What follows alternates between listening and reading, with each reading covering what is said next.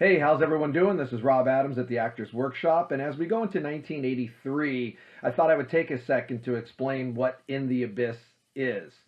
First, what is an abyss? An abyss is a deep, seemingly bottomless chasm, right? It's never ending. And as actors, we're always talking about information. The more you know, the more you understand, the more you can speak on, right? And the more that you can speak on and you have that knowledge, the more believable you are, and you can believe in the things you're seeing and talking about, and it just makes you a stronger actor, whether that has to do with music, movies, history, whatever it is.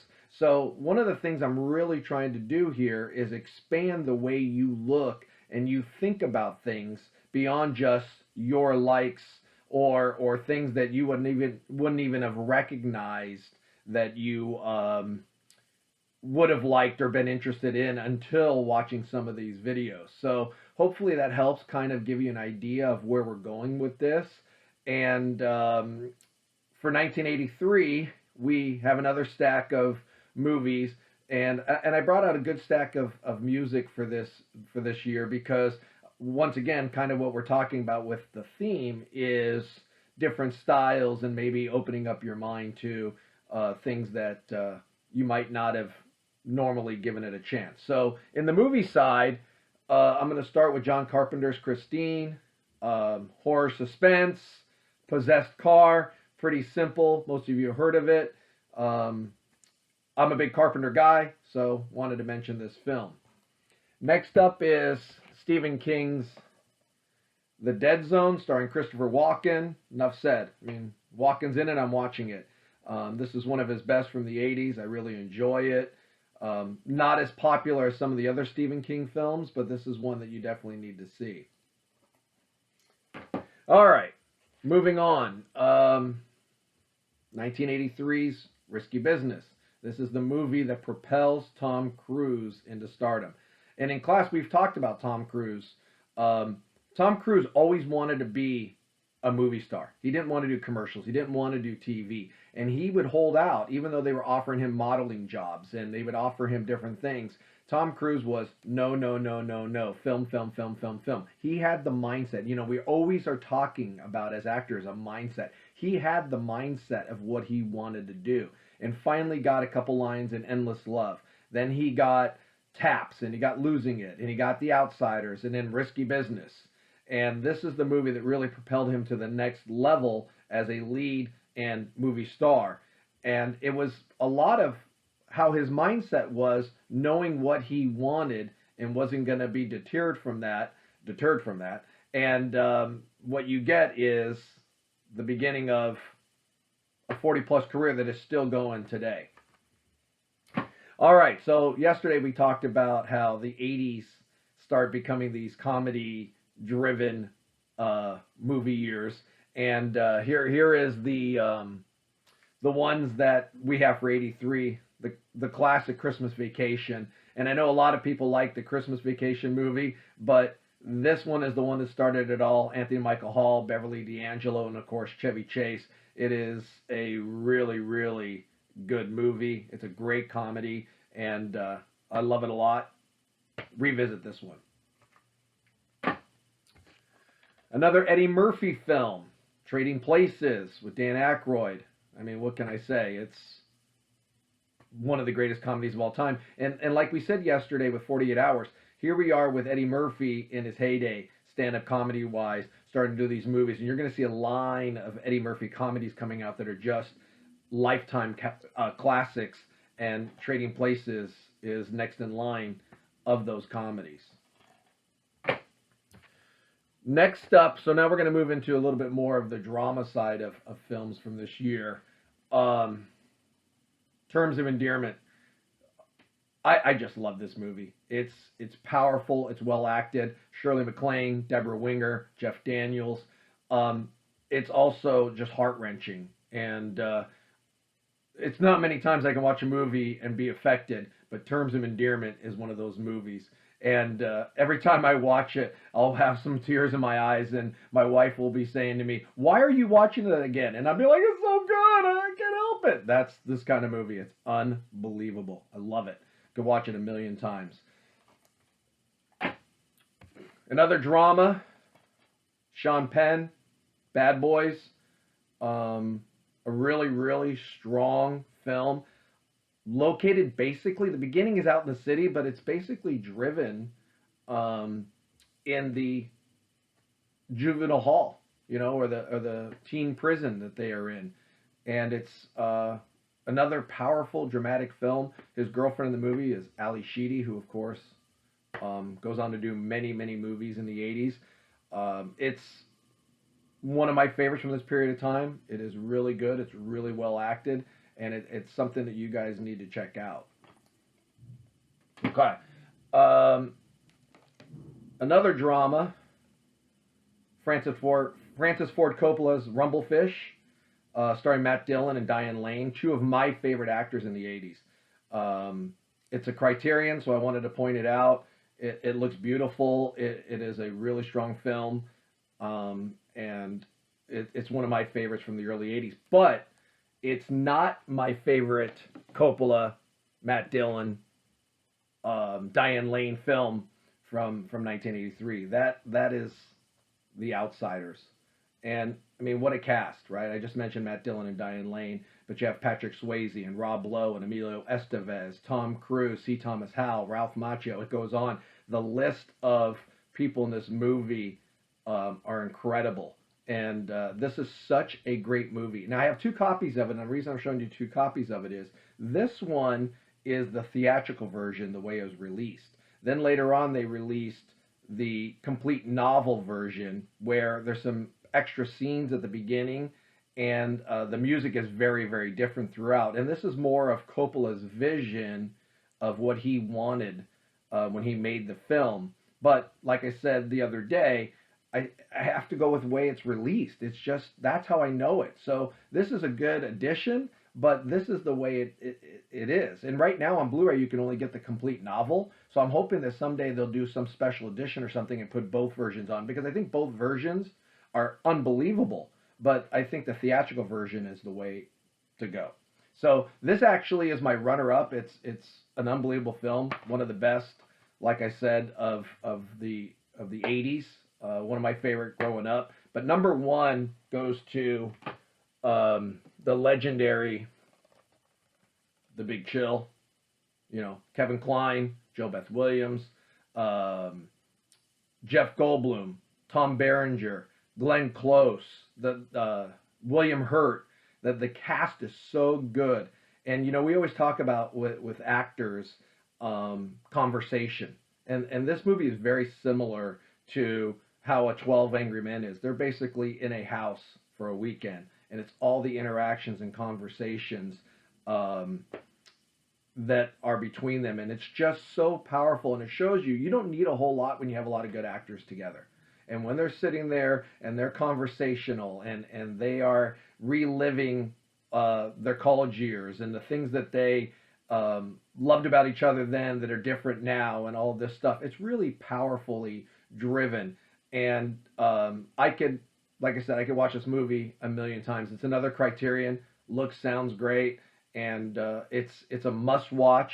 It is probably a top 10 in my catalog of all-time films. It's amazing, and by far, for 1983, it's my number one. Okay, real quick on the music side, I said I had a stack today, and the reason I did that is, as many of you know, I do this as a one-take thing, right? So a lot of times after I'm done filming and I'm watching it back or uploading it or whatever, I sit there going, oh my gosh, I missed that album, or I forgot to mention that, or more on the album side than the CD side. I mean on the Blu-ray side or movie side, because this is more directed toward movies. But I pulled a stack today because I wanted to make sure I recognized some albums and bands that I have neglected the last couple of years. So I'm going to start off with Triumph, Never Surrender. This is a really, really strong record. 1981, Allied Forces is also very powerful, and that was one that I should have mentioned a couple of days ago that I didn't. So I wanted to make sure that I mentioned Never Surrender. And the title track is one of my most played songs. I love it. The Police, Synchronicity. You got Synchronicity 1, Synchronicity 2, Wrapped Around Your Finger, Um, I'm trying to think of Walking in Your Footsteps, Every Breath You Take. That was the one I was trying to think of. That was the big hit. And what's funny is, for me, that I forgot about it because that's the song I don't want to listen to, right? Because I've heard it a million times. I want to hear these other songs, but I drew a blank because I haven't listened to that song that often lately. King of Pain is the other big hit off of this that I don't listen. It's a little bit better than Every Breath You Take, but those are kind of overplayed. But overall, this album is really, really good and really, really strong, and wanted to mention that. Now, to take a kind of a turn or a twist, because earlier we were talking about having an open mind to different things, 1983 also introduced us to Madonna. And yes, I own a few Madonna CDs. And this first one is awesome. You got Borderline, which is, to me, one of her best songs. But then you have Lucky Star, and you have Holiday, and many others. And this really got Madonna on the map and got her going. I remember when I was 13, 14 years old, whenever the video came out of Borderline, I'm like, who is this? Like, she is incredible. And then, of course, she did some great work in some movies early on, but this was the album that really got her going, and I really wanted to make sure that I mentioned it. Madonna's original first release LP, Madonna. Another band like Triumph that I haven't mentioned that I should have through the years is Journey. This is Journey Frontiers, which was huge in 1983. Of course, the big hit off of this is Separate Ways, but this is another band I want you guys to check out. I know a lot of you guys have heard it. This also has Faithfully on it, which is even bigger than Separate Ways. This is a really strong album in 1983 and is one that needs to be mentioned, but also a band that needs to be mentioned. Neil Schon and guitars, off the charts. 1983 gave us Huey Lewis and the News Sports. And I know in American Psycho, there's that whole part about Christian Bale talking about Huey Lewis and the News and the album 4, which comes after this. And I'm going to disagree and say with Sports, this is a better album. Heart of Rock and Roll, I Want a New Drug, If This Is It, Heart and Soul, one of my favorite songs of all time. This is the iconic Huey Lewis and the News album, in my opinion, and it's one of those ones that stands the test of time. It is still a great rocker. I was just listening to it the other day, and it was just like, wow, I forgot how good song for song this album is. So you need to check this out. All right, so we're down to our last couple for 83. I want to point out U2 War. This was my first U2 album that I had purchased back in 1983. And yes, this is the same boy that was on the cover a couple days ago on the Boy album that I showed you guys. This is him just a little older, and they redid the album cover for War a couple years later. And the reason they want that is they want you to see in the eyes what War does to kids. And this is a very, very powerful album cover. And it's legendary. This is New Year's Day, Sunday Bloody Sunday, Two Hearts Beat as One. And then you have songs like Seconds, and you have songs like a Song and Drowning Man. This is an iconic U2 album, and it's one of my favorites. Probably really close to a tie with the other two I'm going to mention. So, these are top three and could change order depending on the day. But U2 War, phenomenal. All right, next up is Iron Maiden, Peace of Mind. I'm going to get a little closer so you can see Eddie. So now what you've seen is he is bald. So they have shaved his head and cut open his head to take out a piece of his mind, thus the album title. He's in a straitjacket, chained up in a rubber room. And if you look really close, there's a clip on his forehead that holds the part of his head together where they cut it open. And the reason I point that out is from this point on, you'll see that clip on Eddie's head going forward, because as part of the evolution, it's connected to what you're seeing on this album cover here. This was one of the first Iron Maiden albums I got. It has one of my favorite songs on it, Revelations.